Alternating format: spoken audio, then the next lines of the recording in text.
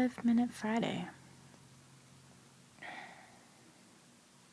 So, let's talk about days where you feel like this, where you're dealing with people that are annoying you and saying things that just don't make sense, and you want to shake them because you feel like it's common sense. And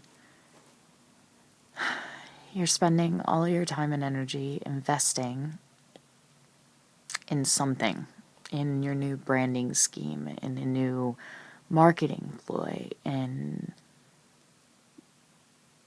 some sort of endeavor to set you forward in a submission to get on Creative Live because you really wanted to teach. It's so high on my list of ambitions and where I'd consider a compliment. And you wake up and the first thing in your email is a "we regret to inform you" letter, and it just makes you want to cry. It really does. But you gotta stop. And you get 5 minutes of wallowing. And I'm not going to do it all in here, but I'm going to save it up for later so it can be good. But that's it. You need to pick up and push on, and you need to understand that there's always a reason and a method. So if you're not getting what you want, then there's something that you don't know yet, you know? And for me, I know that I have yet to sit in on a Creative Live class that I didn't get something from, which means that whoever they have chose was better suited and put together a better submission video and had more to offer than I do. And that's not a bad thing. It just means that I gotta work on it. I have to make myself irresistible. And that's what you guys have to do with your clients. And I know that it's tough. I know that it seems like everything crashes down all at once, all the time. And if you're having problems in your personal life, then all of a sudden something will go wrong at work, and something will break at home, and one of the kids will get sick, and, you know, like, it's just, it always pours. And part of that, I am a very big believer, is your mental energy, and what you're putting out into the world. So if you're saying, God, everything's going wrong, then things keep going wrong, and it happens in one big wave because that's what you're putting out right now. And honestly, because you're distracted, and oh my gosh, you broke your grandmother's dish. Well, that's because you were thinking about the problems that you're having at work, or, you know, this or that, and you're not paying attention to what you're doing. And that's tough because you have to look at it and go, it's all my fault, you know? And responsibility is a tough thing for a lot of people to take when they feel like, one, it's not their fault, or two, it's out of their control. But that's part of the whole thing of taking it, is that once you say it's all my fault, you've put it back in your control, because that means that you own the steps up to that, which means you spend the time to consider what your steps and actions were up to that led to that outcome, and then you can change them. And that's good. That's what we want. So, feel sad, feel disappointed, understand it's part of the struggle, and then get yourself up and get out of bed and stop wallowing, and understand that no matter what it is, there is always something to be grateful for. No matter what you're mourning the loss of, what you are losing, what you are struggling with, always.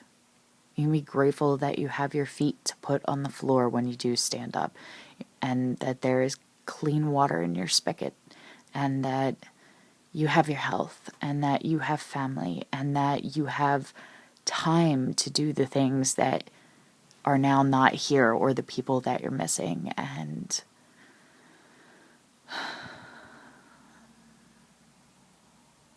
it sounds all really Hallmark, but when you start counting your blessings instead of your burden, you're amazed how much you can change your outlook. And I'm such a firm believer that if you look hard enough, that you will find that that's what it was supposed to be. And there's a reason that you didn't get it. I don't think that you really get no's, from God or the universe or fate or whatever powers that be that you believe in. I don't think you ever really get a no. I think you get a yes, you get a not right now, and you get a I have something better in mind. So you can take it and always work it to your advantage. If nothing else, if something's not working for you, then you've learned that that doesn't work for you, and you can move on to something that will. And you can take more time and prepare, and you can learn how to present yourself better so that you get the desired outcome next time around. And, on the silver linings of this, that means that, for everybody that supported me, and I'm so humbled and grateful that so many of you contacted them and said that you wanted my class. But that means that, if you thought that I was the best submission, or you thought that I had a good presentation, that I didn't make the cut, which means the people that they are going to have is going to be awesome. And there's going to be some new faces and new blood in the industry, which I think is really good. I think it's really fun when people that aren't necessarily accomplished, or the rock star photographers, or the people that everybody knows, when they're just the people from us, when they make that bridge over into the next level, that they're so in touch with everything we deal with that it's just easier for them to relate to us and to give advice that's really easy for us to understand and take and implement, because they're in the same places. So I'm really curious to see what they have. I'm excited. And on the upside, part of my thing was that I was going to wait until hopefully the 2-day class after that to release the book so that I could give copies to all of the students. Since I don't have to worry about that right now, that means that it can literally come out and be available as soon as we're done the editing process, which means I need a couple people to proofread, and I will give you a complimentary copy in exchange. So positive things. So I'm gonna mope about it for a minute or two because I'm really disappointed and I really wanted it. And then I'm gonna make myself, a really big cup of mocha with extra whipped cream today. And then I'm going to finish the last pages of the book, and then I'm going to decide on something amazing to throw myself into in the interim and pick a new project that's all my own. What are you guys doing to overcome your obstacles? What works for you? What is your pick-me-up plan? We need to hear it. You guys can do this. I know it's tough, but you really can. I'm not saying don't ever feel sad or depressed or frustrated with the way it is.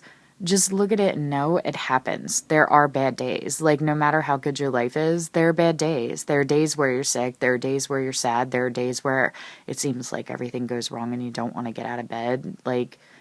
It happens. That's what makes us appreciate the good things. You ever notice that? The people that come from nothing, the people that have nothing, the people that lose everything, the people that understand, they're the ones that know how to be grateful for what they have and what their blessings really are. You take someone that's sick or that has gone through chemotherapy or, something else horrific, they know to appreciate the fact that they can sit up in the morning and breathe and get out of bed and walk on their own and eat the food that they want, The people that have lost someone very dear to them that they love, they know to appreciate the people that they have and not take them for granted and take extra time to tell them that they love them. The people that scrape and work and stay up after hours when they put their kids to bed and work in between nap times and are putting in 6 to 8 hours after they come home from their jobs that they're working 8 hours, they know what a gift it is to be able to do what they love and get paid well for it, you know? The struggle is where the strength comes from.